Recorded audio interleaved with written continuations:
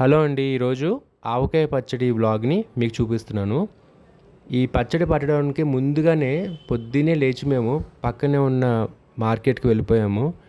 అక్కడ చూస్తే ఎన్ని రకాల మామిడికాయలు ఉన్నాయో, సువర్ణరేఖ అని, చిన్న రసాలు అని, తర్వాత కొత్తపల్లి కొబ్బరి అని, తెల్ల గులాబీలు అని చెప్పేసి, నాటుకాయలని చాలా రకాలు ఉన్నాయి.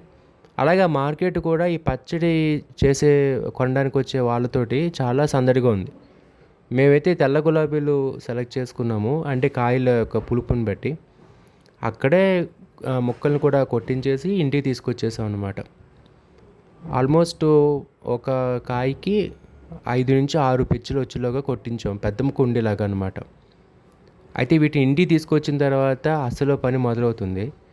దాంట్లో జీడి, తర్వాత పైన పెచ్చు, ఆ తర్వాత దాంట్లో ఏమైనా పుచ్చులు అవి ఉంటే వాటిని కూడా తీసేసి వాటిని శుభ్రపరచుకుని ఒక పక్కన పెట్టుకోవడానికి.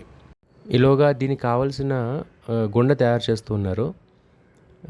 2 కప్పుల కారం, 2 కప్పుల ఆవు పొడి, తర్వాత 1 కప్పు ఉప్పు అనమాట. ఇవన్నీ రెడీమేడ్గా దొరికినవే. మనకి ఉప్పు ఒకటి మనం మిక్సీ వేసుకుని పొడి చేసుకున్నదనమాట, రాళ్ళుప్పు. సో ఇవన్నీ కూడా ఒక విశాలంగా ఉండే ఒక దాంట్లో కలుపుకుని ముందు ఒక గుండలాగా తయారు చేసుకుంటున్నారనమాట ఇక్కడ.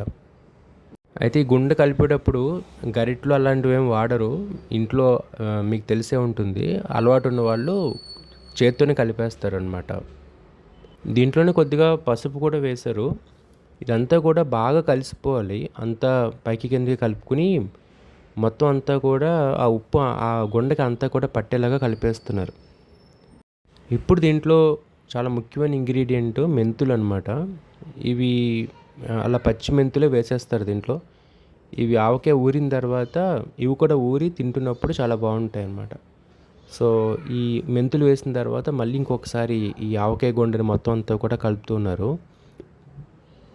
ఇప్పుడు ముఖ్యమైన ప్రాసెస్ దీంట్లో ఏంటంటే, ఈ ముక్కలు గట్టిగా ఉండి ఎక్కువ కాలం నిల్వ ఉండడానికి ముందు నూనెలోనే ముంచి ఆ తర్వాత ఈ ఆవకాయ మిశ్రమంలో కలుపుతారు. దానికి ఏంటంటే ఆ నూనెలో ఈ మామిడికాయ ముక్కల్ని వేసి కాసేపు ఉంచుతారు. అలాగే ఈ గుండలో కూడా నూనె వేసి బాగా కలుపుతున్నారు.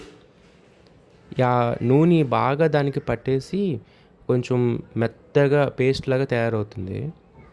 అప్పుడు ఆ నూనెలో ముంచిన ఈ ఆవకాయ ముక్కలు ఈ గుండ కలిపి కొంచెం కొంచెంగా తీసుకొచ్చి మనకి జాడీలో వేస్తారనమాట. ఇగో జాడీలో వేసే ముందు అడుగున కొద్దిగా నూనె వేస్తున్నారు. ఇగో ఇలా మిశ్రమం అంతా తయారైపోయింది. దీనికి అగో ఆ ముక్కలు, ఆ నూనెలో వేసిన మామిడికాయ ముక్కలు బాగా పట్టించి ఈ జాడీలో వేసుకోవాలి.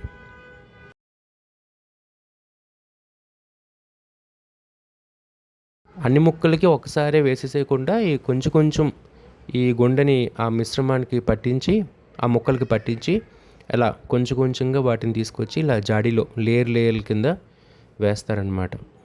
నాకు తెలిసి ఈ ఆవకాయ కాంపోజిషను మిశ్రమం తయారు చేయడం ఒక్కొక్కరి ఇంట్లో ఇంకొకలా చేసుకుంటూ ఉంటారు. కొంతమంది ఈ ఆవకాయతో పాటు మెంతిపొడి కూడా వేస్తూ ఉంటారు. తర్వాత ప్రాంతాలను బట్టి కూడా ఈ ఆవకాయ చేసే విధానం కూడా ఒక్కొక్కసారి మారుతూ ఉంటుంది. కానీ ఏది ఏమైనా సరే మొత్తానికి వాడే ఇంగ్రీడియంట్స్ అన్నీ కూడా ఒకటే అనమాట. ఇప్పుడు కొంచెం ఎక్కువ మొత్తంలో మొక్కలు తీసుకుని ఈ గుండకి పట్టించి జాడీలో వేస్తూ ఉన్నారు.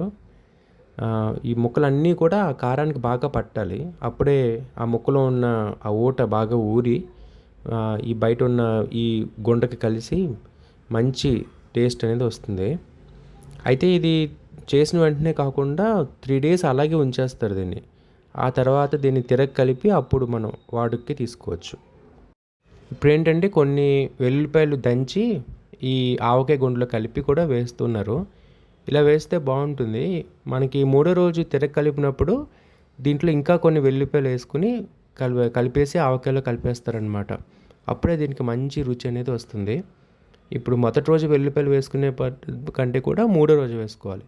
ఇలా అంతా వేసేసుకుని పైన ఆ ముక్కల్లో ముంచిన నూనె ఉంటుంది కదా, అదంతా కూడా ఈ పైన పోసేసుకోవాలి. అంతే.